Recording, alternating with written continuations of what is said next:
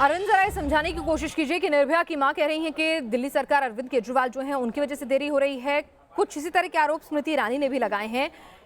क्या कानून के लिहाज से कहीं भी किसी भी तरह से जिम्मेदार ठहराया जा सकता है इस डिले के लिए दिल्ली सरकार को?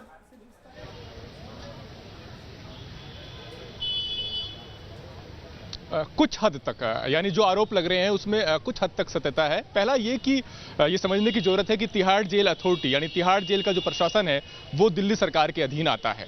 तो जो सवाल हाईकोर्ट में भी उठा था वो बड़ा सवाल था, वो ये कि तिहाड़ जेल अधिकारियों ने, आपको याद होगा कि 18 दिसंबर को नोटिस जारी किया, उससे पहले 30 अक्टूबर को भी नोटिस जारी किया और दोषियों से पूछा कि भाई आपके पास 7 दिन का वक्त है, आप 7 दिन के अंदर राष्ट्रपति के सामने दया याचिका दायर कर दीजिए, अन्यथा हम कोर्ट को इस बात की जानकारी देंगे। ट्रायल कोर्ट में 2018 से मामला चल रहा है। जब निर्भया की मां पहुंची थी उनका यह कहना है कि सुप्रीम कोर्ट रिव्यू पिटीशन खारिज कर चुका है, लेकिन दोषियों की फांसी की सजा पर अमल हो नहीं रहा है। कोर्ट लगातार तिहाड़ जेल अथॉरिटी से जवाब तलब करता रहा है।